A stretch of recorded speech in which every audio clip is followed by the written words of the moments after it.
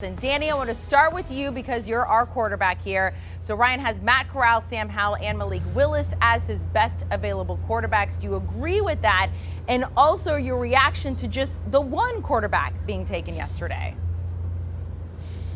Yeah, man, that was probably one of the storylines of the night, was the fact that only one quarterback was drafted. I mean, the total at most of the books was 3.5. But I actually am really impressed that the team showed some discipline and didn't reach for these quarterbacks, because I thought this was a very flawed quarterback class. I mean, that's been the theme of our discussions with Ryan. Every Tuesday we do the mock drafts is, I don't like this quarterback class. And I think the teams showed you that they don't like it either. So now the question is, all right, well, how far do the drops go? Like, where does Malik Willis go now? Where does Matt Corral go now? Where does a guy like Sam Howell go? And I know financially it hurts these guys, and they're probably thinking about the millions of dollars that they lost by not getting selected.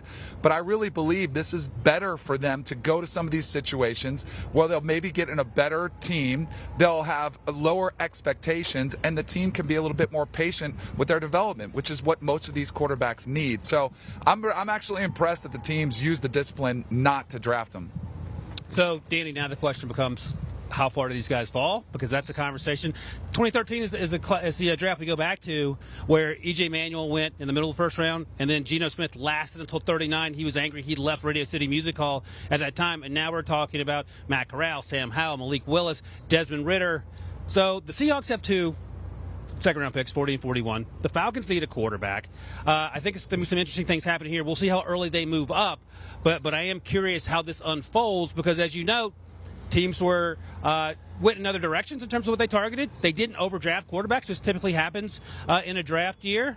And now these guys are left to wait. Their agents probably made millions of phone calls between last night as we sit here now, and now we just have to wait along with everyone else to find out where they go. All right, so one quarterback who is not on Ryan Wilson's best available remaining quarterback, Cincinnati quarterback Desmond Ridder. Now in Pete Prisco's What Teams Should Do mock draft, he had Ridder going at 20 to the Steelers. Caesars had his draft position listed as 30.5. Rick, I want to start with you here because Desmond Ridder intrigues you. What do we make of him in comparison to the other guys still available? Well, the one thing Desmond Ridder did was that he worked out. He ran a 40. I believe he ran a 4.52. For his size, he's over 6'3". He's a tremendous athlete. The biggest issues I had with him when I was watching him was his accuracy. But he did win a lot of big games for the Cincinnati Bearcats this year. So he may be a little farther behind than some of these guys, but may have the biggest upside that someone's going to take a chance on. 44 of those games he won for Cincinnati and only lost 7. That to me is like, you get a winner, a guy who's elevated a program, but there is something off about his throwing motion. I was talking to Ryan about this yesterday. It's a little bit mechanical. It looks a little bit labored. If you're thinking about, like, when I watch a quarterback throw, I want to see it come off his arm with ease, where it looks effortless when he throws the football. And the accuracy issues, I do think, are a little bit concerning, considering most of the time in Cincinnati, he was playing on a dominant team that was better than most of the teams in their division. And then you saw against Alabama, those accuracy issues really cropped up. But he did a great job against Notre Dame. Yes. And he came back and won a big game, and that was on the road. For me, I think the most intriguing prospect when you look at the quarterbacks that are still available is Matt Corral. I mean, he's a feisty, competitive quarterback, very, very athletic, put up nice numbers playing against some top-level talent defensively in the SEC. And a lot of teams are extremely high on Matt Corral. So I know we assume Malik Willis probably will be the first quarterback to come off the board in the second round at some point in time. But keep your eyes on Matt Corral. Yeah, Matt Corral was my QB1 since the fall, based on what he did on the field.